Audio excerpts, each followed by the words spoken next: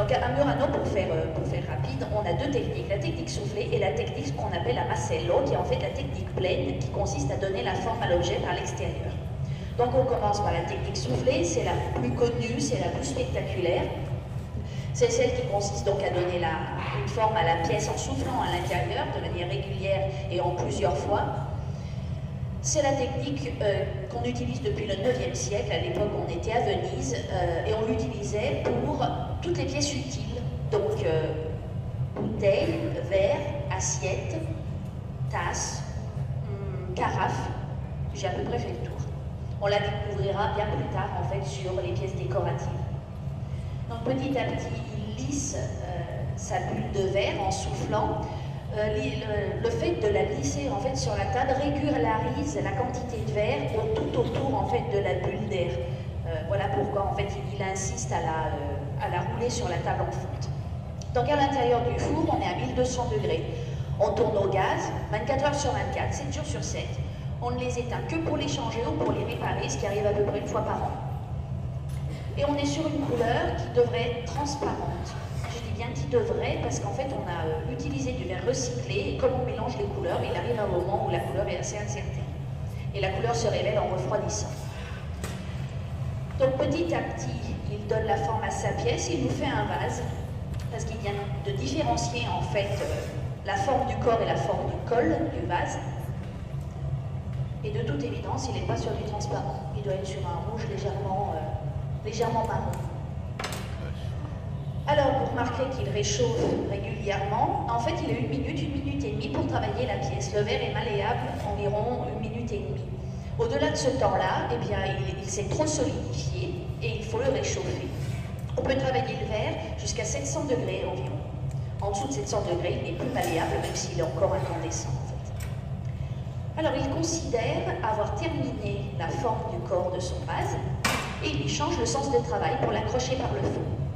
Il va donc être obligé de réchauffer la partie la plus haute pour travailler en fait l'embouchure du vase. Alors le verre, pour la petite histoire technique, c'est de la silice, de la potasse et du sodium. La silice se présente comme ça, c'est un sable blanc. Et actuellement, toute l'île de Murano se fournit à Fontainebleau en France. Parce que c'est le gisement le plus proche de nous en Europe qui nous donne une silice pure, blanche, sans petits points noirs à l'intérieur. Les petits points noirs seraient de l'oxyde de fer et nous on n'en fait rien. En fait ça se fond, ça se dépose en faux de cuve et ça veut dire qu'il faut tous les 2-3 mois changer notre four. Ce qui coûte beaucoup plus cher en fait que de la faire venir de loin en ayant une silice pure. Et en fait les 3 matières premières ne nous donnent que la couleur transparente. Pour obtenir les couleurs, puisque Murano est surtout célèbre pour son verre coloré, on mélange les minéraux qui ont naturellement la couleur.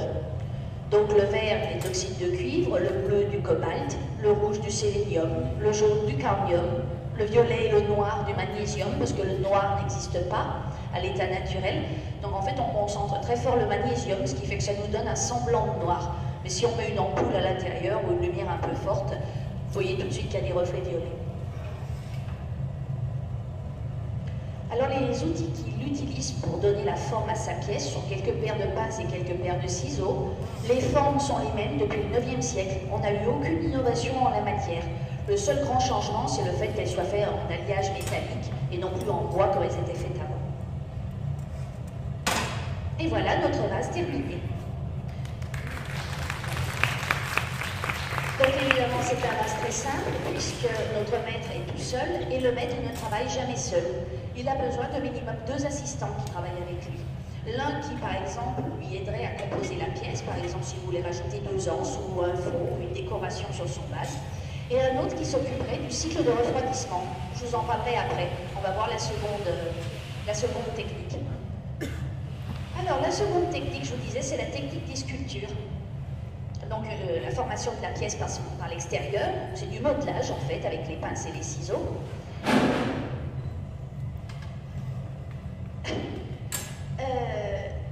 Le départ est toujours le même, une bulle de verre. Et là il va nous faire un cheval, parce que c'est quand même l'animal le plus représentatif du travail du verre, on va dire celui qui présente le plus de détails. Il a 1 minute et demie pour faire sa pièce. Il ne peut pas réchauffer à la différence du vase qu'il a réchauffé plusieurs fois. S'il réchauffait, il perdrait tous les détails qu'il a déjà faits, comme la crinière ou dans d'autres cas, les oreilles et le nez. Et avant d'être capable de faire un cheval décent, on va dire, les jeunes apprennent pendant une dizaine d'années. Ça semble facile à le voir faire comme ça, mais c'est 10 ans d'apprentissage. Il n'y a pas d'école pour apprendre le métier de maître verrier. Ils apprennent directement en travaillant. C'est du compagnonnage en fait. Ils commencent après l'école obligatoire, ils ont 14-15 ans, et ils apprennent pendant une quinzaine d'années. Et seulement au bout de 10 ans, comme je vous le disais auparavant, ils arrivent à faire une pièce décente. Alors ça ne veut pas dire qu'au bout de 15 ans, ils deviennent maîtres.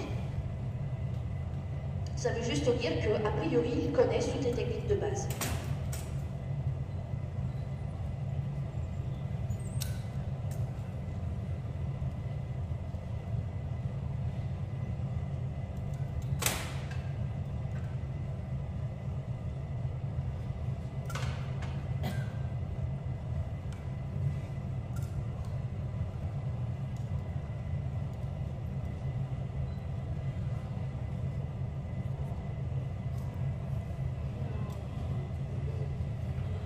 Et voilà notre cheval terminé.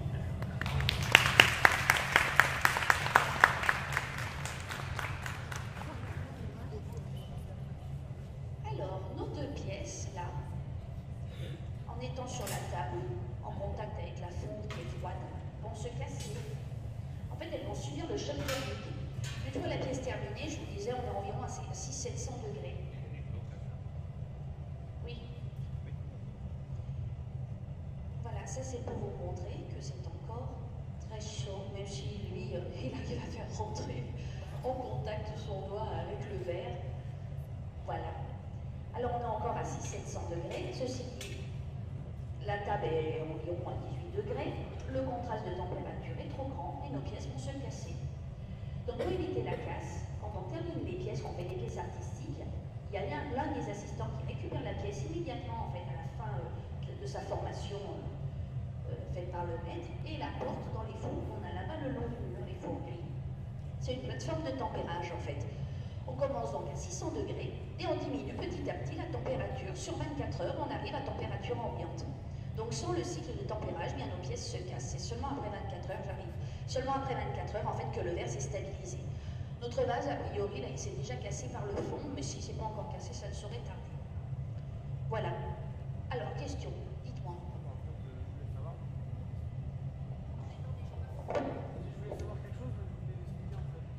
Ah bah voilà. Est-ce que vous avez des questions? C'est pas facile de vous expliquer l'histoire de Murano en 5 minutes. On aurait de quoi faire une leçon de 2 heures. Je vous ai pas dit qu'en fait, on travaille le verre à Murano depuis 1291. À Murano, il n'y a jamais eu les matières premières. En fait, il n'y a pas de raison particulière, géographique, on va dire, qui justifie la présence du verre à Murano.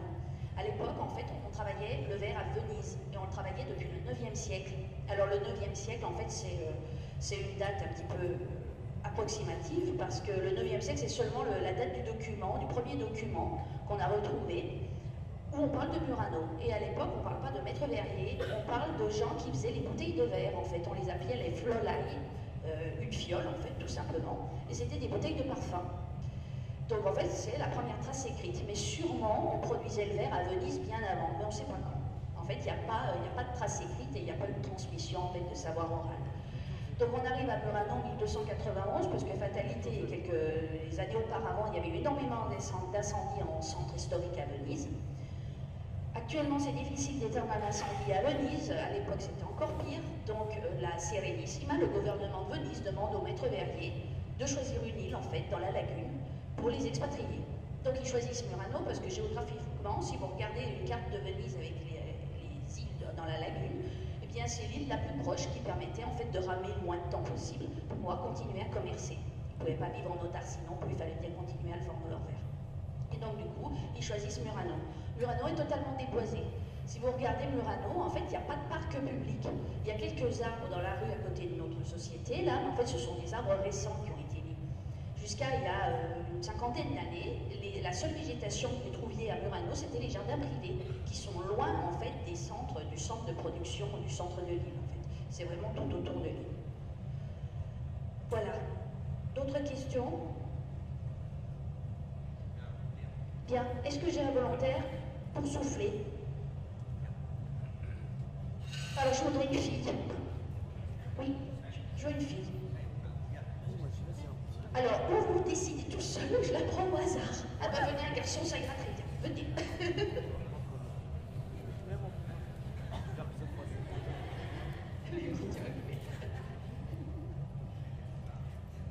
Alors, vous vous mettez, voilà, ça ira très bien là. Le maître va vous présenter la canne, en fait. Vous soufflez dedans, alors ça veut quand même dire que vos lèvres doivent entrer en contact avec la canne, il ne faut pas souffler à distance. Vous soufflez de manière décidée. Et vous pouvez respirer, hein. Vous pouvez reprendre votre souffle et ressouffler derrière. Il faut juste savoir qu'en faisant ça, vous allez faire une bulle avec des vagues.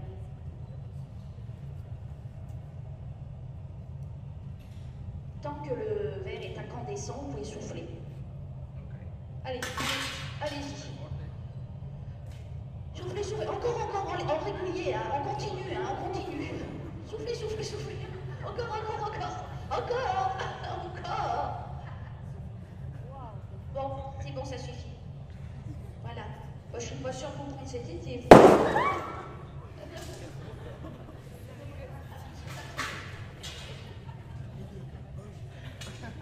Bon, il n'y a pas de fille qui soufflait. C'est pas le volontaire. C'est du madame. Allez, venez.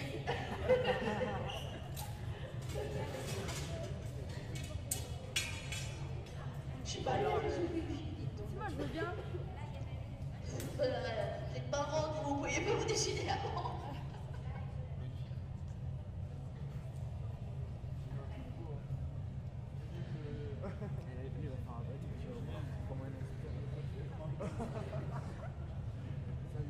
Bon, vous avez compris en regardant votre collègue, vous soufflez en régulier. Vous soufflez en permanent et en régulier.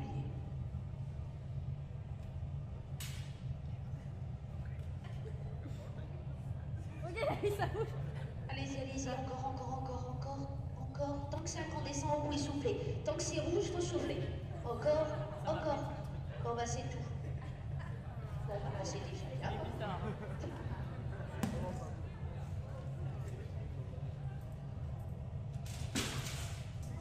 Alors ça, c'est le verre poussé à son extrême. On ne travaille évidemment jamais le verre sur des quantités aussi fines. Nous, en travaillant du verre, en fait, à la différence du cristal qui contient du plomb, et en fait, le plomb a la faculté d'éliminer l'air à l'intérieur des molécules de cristal, nous, on n'arrive pas à travailler le verre en très fin, en fait. Allez, on se dépêche.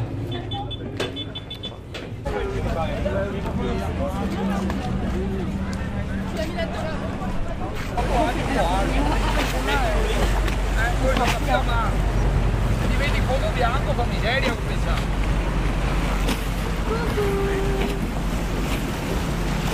Attends, moi aussi, je vais faire une photo.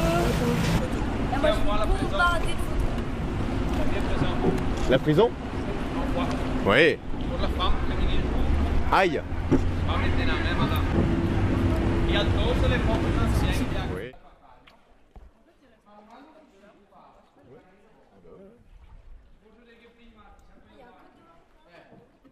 Il ne faut pas faire n'importe quoi parce qu'il y a des canaux, il y a des canaux à moteur.